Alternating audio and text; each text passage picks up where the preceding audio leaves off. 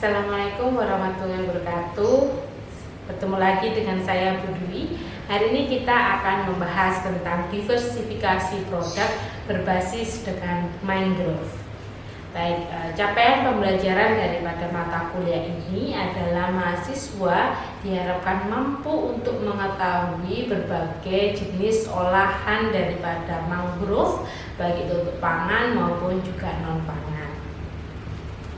Kita ketahui terlebih dahulu begitu ya, bahwasanya Indonesia ini adalah negara kepulauan terbesar di dunia, memiliki lebih kurang 17.000 pulau, kemudian dengan garis pantai 81.000, di mana sumber dayanya ini kita bagi juga ada yang renewable resources maupun yang non renewable resources, di mana yang termasuk di dalam renewable resources ini ada mangrove, ada terumbu karang, ada perikanan itu sendiri, dan kita fokuskan hari ini kita akan membahas untuk mangrove. Jadi Indonesia juga dikenal dengan negara yang mempunyai hutan mangrove yang sangat besar, luas gitu ya, kurang lebih mencapai 8,60 juta hektar. Jumlah jenis mangrove yang ada di Indonesia ini tercatat sebanyak 202 jenis, di mana 80 jenisnya itu pohon, 5 jenisnya pemanjat, 4 jenis herba tanah, dan 44 jenis epifit, dan ada 1 jenis paku. Nah, dari 202 jenis, 43 diantaranya ini dikategorikan sebagai mangrove sejati atau true mangrove, sementara sisanya dikategorikan sebagai mangrove ikutan atau associate. Nah, sebaran jenis ini kalau di Indonesia terutama banyak sekali dijumpai juga di Jawa begitu ya, 166 jenis, ada di daerah Sumatera juga 157 jenis, ada di Kalimantan, Irian, Sulawesi, Maluku maupun di Leser Sunda. Jadi kalau kita melihat begitu ya bentukan-bentukan mangrove ini, ada yang Avicenna, ada Rhizopora dan lain sebagainya. Nah, secara ekologis fungsi daripada hutan mangrove ini dapat melindungi dan melestarikan daripada kawasan pesisir. Yang pertama yaitu melindungi garis pantai dan juga kehidupan di belakangnya dari gempuran, ya kan, ada tsunami, ada angin, kemudian juga bisa melindungi daripada padang lamun, melindungi tempat berpijahnya berbagai jenis biota laut, sehingga dengan adanya hutan mangrove ini dari sisi ekologis akan sangat membantu dalam melindungi dan melestarikan daripada kawasan pesisir. Nah, tetapi kita juga bisa melihat pemanfaatan daripada sisi lain untuk hutan mangrove itu sendiri. Yang kita ketahui mangrove itu juga memiliki buah begitu ya, di mana buah ini dapat digunakan untuk berbagai jenis produk olahan. Terdapat kurang lebih 16 jenis mangrove yang bisa nantinya dijadikan olahan daripada produk-produk baik itu untuk pangan ataupun non pangan, seperti dari Rhizopora, Avicennia maupun dari pedada. Nah, di antara produk yang biasanya dihasilkan dari proses pengolahan mangrove ini ada tahu, tempe, ada juga dodol, ada permen, ada keripik mangrove juga, maupun sampai nantinya ke non pangan, bisa untuk fermentasi bakteri, composting, hingga nantinya dalam pembuatan sabun. Nah, kita bisa melihat berbagai jenis mangrove dan juga bagian-bagiannya yang dapat nantinya kita lakukan proses diversifikasi, baik itu untuk pangan dan juga non pangan. Yang pertama yaitu Acrotisium aureum atau yang biasa kita kenal sebagai paku laut. Nah, paku laut ini kalau kita lihat daun mudanya ini dapat diolah nanti menjadi tepung, aneka cookies, rempeyek, puding, dawet, keripik. Nah, ini sudah juga banyak dilakukan proses pengolahan sehingga ini akan sangat menjanjikan gitu ya. Kemudian ada Aegiseras corniculatum atau kalau bahasa lokalnya adalah gedangan, di mana daun ini diolah bisa menjadi deodoran, sabun cair, sabun padat. Buahnya itu juga bisa diolah menjadi sabun cuci tangan maupun cuci piring. Nah, kemudian kita juga bisa ya mengenal jenis mangrove daripada Aegiseras floridium atau lokalnya adalah Mangekasia. Ini daunnya dan juga buahnya juga bisa dijadikan sabun cair ataupun juga sabun padat. Kemudian yang paling sering kita dengar mungkin ya yaitu adalah jenis Avicennia alba atau yang biasa kita kenal sebagai api-api. Nah, di mana daunnya juga bisa dijadikan sabun cuci piring maupun tangan, buahnya bisa ada yang dijadikan tepung, tepungnya nanti bisa digunakan untuk aneka cookies, kerupuk, bisa juga buahnya itu untuk puding, untuk dawet dan lain sebagainya. Kemudian di sisi lain juga kita bisa melihat aneka-ragaman lagi ya untuk Avicennia ini. Bisa juga kita gunakan nantinya, ada penelitian yang juga menggunakannya untuk sebagai aktivitas mikrobiologis begitu ya, antimikroba, antioksidan dan lain sebagainya. Nah, kemudian ada Bruguera cylindrica atau kita biasa sebut sebagai tanjang putih. Nah, daunnya ini juga bisa diolah menjadi sabun cair dan padat, buah diolah untuk pewarna kain batik. Jadi ini juga buahnya bermanfaat untuk pembuatan kain batik. Ada juga yang dimanfaatkan sebagai tambahan untuk pembuatan mie, itu juga banyak. Kemudian selain daripada tanjang putih, ada juga Bruguera gymnorrhiza atau yang kita biasa kenal sebagai lindur begitu ya, di mana buahnya ini juga hampir sama, bisa diolah menjadi berbagai aneka tepung begitu ya, kemudian bisa dibuat untuk cookies, dawet maupun juga puding. Kemudian ada Bruguera exaristata atau yang kita biasa sebut sebagai mata buaya begitu ya, di mana daunnya juga diolah dapat menjadi sabun cair, kemudian tepung, teh, kemudian buahnya juga diolah menjadi tepung, menjadi aneka kuliner, bisa keripik, cookies, puding. Kulit daripada buahnya ini juga bisa diolah sebagai zat pewarna untuk batik ataupun kain. Kemudian juga ada Bruguera parviflora atau tongi, di mana daun dan buahnya ini bisa dijadikan bahan untuk pembersih lantai, sabun cair maupun juga sabun padat.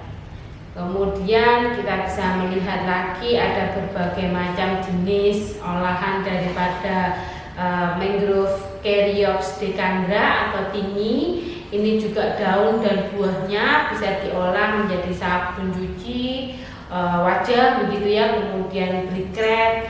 Kemudian getah daripada pohonnya bisa diolah sebagai pewarna batik, kain maupun juga penyamak jala. Nah, ini sangat menarik pastinya. Kemudian Caryopsis staker atau mentigi untuk lokalnya, ini daunnya sebagian besar daun daripada mangrove ini bisa digunakan untuk bahan baku pembuatan sabun cair dan juga sabun padat begitu ya. Kemudian buahnya bisa diolah sebagai pewarna kain, baik itu kain biasa maupun batik begitu, dan juga briquette. Getah diolah menjadi kain, batik dan penyamak jala. Kemudian ada Heritiera litoralis atau bayur laut. Ini daunnya juga masih sama, bisa dibuat sebagai sabun cair dan juga padat. Buahnya bisa digunakan untuk biodiesel. Kemudian ada Exoicaria agaloka atau kita biasa kenal dengan buta-buta. Nah, di sini getahnya ini dapat digunakan untuk racun panah, bisa untuk salep luka dengan teknologi tingkat tinggi. Yang dimaksud di sini adalah skala produksi pabrik gitu ya.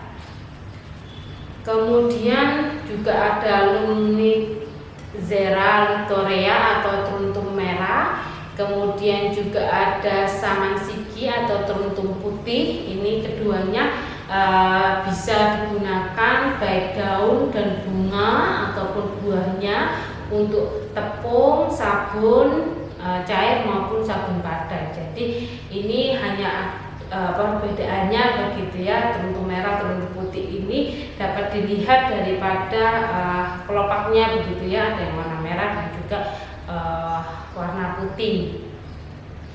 Kemudian ada Nipa fruticans. Nah, Nipa fruticans itu atau buyuk begitu ya. Ini daun mudanya itu bisa dijadikan anyaman, bunganya bisa dijadikan sabun cuci muka, lulur begitu ya. Kemudian ada bagian buahnya, ini dapat diolah menjadi kecap, dawet, jus, puding maupun juga permen. Sedangkan kulit buahnya ini bisa diolah untuk kayu maupun olahan mebel. Kemudian kita juga kenal berbagai macam ya jenis daripada mangrove begitu ya. Ini ada Osbornia octodorita atau baru-baru, di mana daun dan buahnya ini diolah untuk menjadi sabun cair maupun padat. Kemudian yang juga cukup terkenal yaitu dari jenis Rhizopora gitu ya. Ada Rhizopora apiculata, kemudian juga ada Rhizopora lamarcki, di mana ini adalah daun dari Rhizopora biasa digunakan untuk tepung, kemudian juga teh, sabun mandi, bisa sabun cair maupun sabun padat. Kemudian buahnya dapat diolah menjadi briket maupun pewarna kain atau batik. Kemudian ada Soneratia caseolaris atau pedada begitu ya. Ini sudah banyak bahwasanya buahnya itu bisa digunakan untuk sirup begitu ya. Sirup buah pedada, saya rasa banyak dari kita yang sering mendengar adanya buah mangrove dijadikan sirup.